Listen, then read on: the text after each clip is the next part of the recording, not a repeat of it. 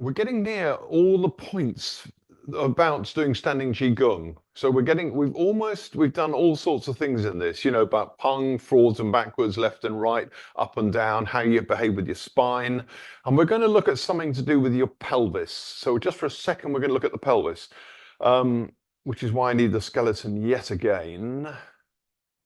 Yeah, let's just start off with that. So Okay, so looking at the pelvis here now. Oh, I've got him into a slightly better shape now.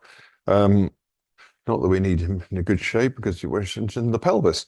So here is Oscar's pelvis. Yep. So here's Oscar's pelvis. Okay, so find your sacrum on yourself. Just put your fingers on where you think the sacrum is. Find it. Well, actually, I'll tell you what, just start here, the tip of your tailbone. So you have to go just in front of the anus there, and you can feel the tip of your tailbone. And you've got 5 little bones here. You can't really see them as 5, but there are 5. This consists of 5 bones, and this bit from here to here consists of 4 bones. And you can see this small, gradually getting bigger and bigger and bigger. And then by the time you get to here, they're very big and then they get smaller again. So, so small bones here kind of reflect what goes on at the top here, sort of. Don't take that too literally, but it's because it's not quite the same. This is very small at the end. So tip of tailbone, coccyx, yeah. And then you can run up and then you get to the point where there's sometimes a little sort of dip in there, just here where the coccyx meets the sacrum. There can be a little bit of a dip, and then you've got the sacral bone, which is basically between the 2 buttocks, as you can see. So here's the buttock 1, here's buttock 2, and most of it's going to be lower down, not up here. This is your iliac crest, which you can find if you prod around up here. Well, you can see there's no buttock up there, is there? This is way above the level of the buttocks. The buttocks are going to be much more down here. So what we do is I've got a little fly, which is I made the mistake of watering the plants. So this is the bit, this area here, plus this, the ilium here, pelvis, yeah, the 2 halves. We're interested in how you release the pelvis. So this is kind of like getting pretty near the end of looking at all the bits and details of things you have to attempt to put into place when you do standing qigong. So the pelvis, as you are probably aware, is like a bowl, yeah. And these joints here, which are very clear in here, this is called the sacroiliac joint, yeah, and there's another one. It's where the pelvis joins to the sacrum here. The ilium joins to the sacrum, right? We've had this before, I know. But what we want is a feeling of inside here expanding. Now, these joints can't, as I've said before, cannot expand very much. I mean, you need a micrometer probably to be able to spot that releasing. But people are very, very tense in this joint here and all the muscles on the outside which join it. And generally people hold their buttocks very tightly all the time. And I have this dreadful expression which I refer to as dangle bum, which is where your bum really should. You want it to be feeling like it's doing that. It's just sort of hanging when you walk and when you move generally. And sometimes we need to tighten the buttocks for various particular reasons, but by and large, people tend to keep them very tight the whole time. So this can be done if you're sitting down at the moment watching this, you can do it sitting down. You don't have to stand. In some ways, it's almost easier to do this sitting down, but so you can try either. Try both if you like. So what we're going to do is there's your bowl of your pelvis. Yeah. So hang on, let me just put him here in front of me. So there, in effect, that's your pelvis lodged there. Yeah. Hopefully my spine is not in that shape above. Yeah. So what we need to feel like this bowl expands. And this is very, very tricky to achieve. So when you're standing there or sitting there, what I need you to do is let go of your buttocks. First of all, have that feeling of dangle bum, as if your bottom is literally just hanging off and falling onto the floor. Yeah, I want the buttocks just to go bloop onto the floor. Worrying concept, it may be, but just get the feel for the second. Now then, Also, relax the anus itself. So this is a bit like you're sitting down, I've said to you before, you're sitting down on the loo, you're about to, you know, pass a stool or whatever, you had to use the medical term for it, and you release your bowel, don't you? You literally, the word is you release your bowel. So I want you to feel like as you stand or sit there, you are releasing the bowel. Let go of the buttocks. You wouldn't tense them if you were doing that. You would actually try and really let go. And that's almost as much as you can do. There's not much more we can actually do other than feel inside your pelvis. Very difficult. If you can, it takes a lot of practice to be able to actually feel inside your pelvis. So running through from your spine here and running right the way through the middle of your pelvis. Hold on a second. Once again, I need him. So here, if I go this way, you can see there's a huge hole in the bottom here. Yeah.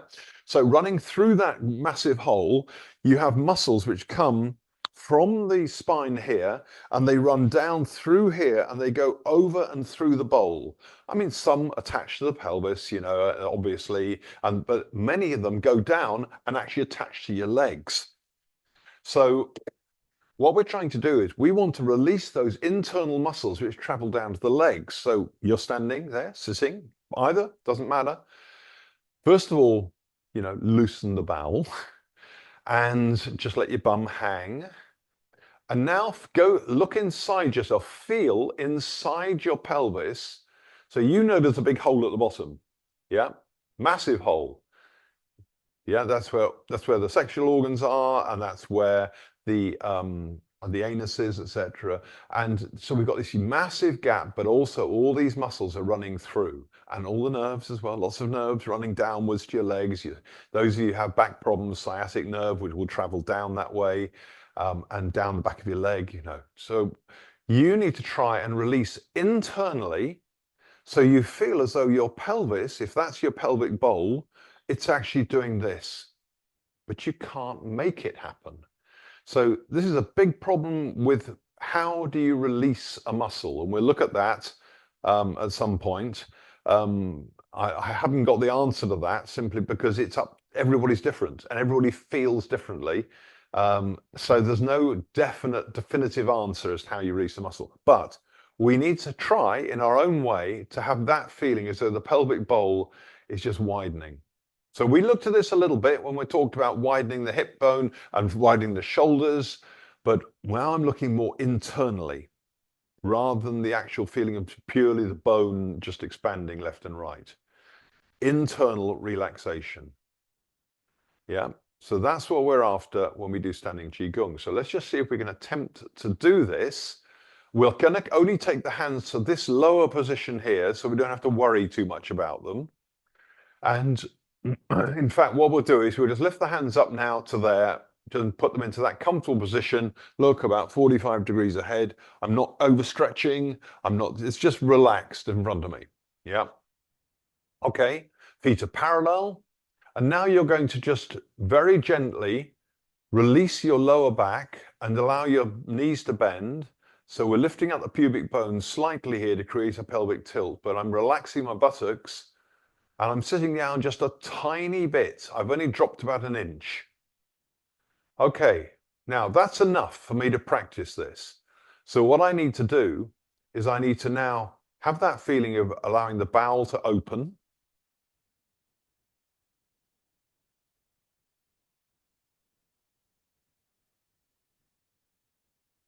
Having a feeling of relaxing internally all those muscles which travel from my lower spine.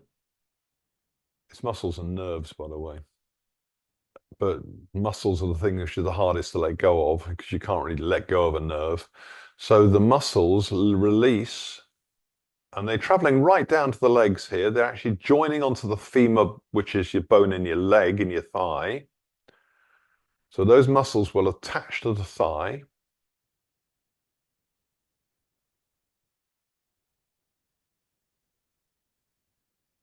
So at some point, we'll take a look at certain muscles which are like big sheets of muscle which attach to the thigh.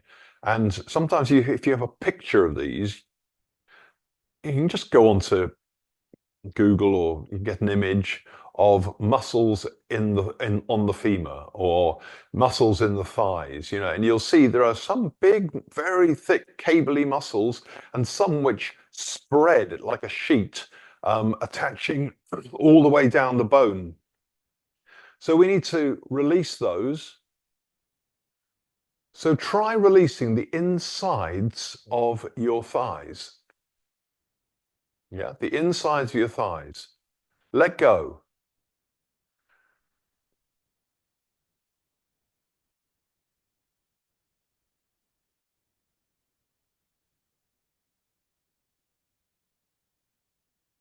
So we're not involving the arms particularly. All we're really working on is allow the bowel to feel like it's opening. Release around the anus, that area. The buttocks feel like they're just dangling and falling. I know we're sitting down a little bit, but just feel like you're really letting go of those gluteus muscles in your bum. Check where your weight is. If you put it onto the toes, try going onto the toes, you will find certain muscles start gripping up. Now go onto your heels. Too much. Go too much, not so you're falling over. You'll find other muscles start to grip up. So now just find the middle. So we've got a balance between the front and the back muscles which are being used. Different sets. Yeah, different sets of muscles being used for both those activities, going forwards and backwards. So we need a balance so the two sets kind of work together. And just lower your hands and stand.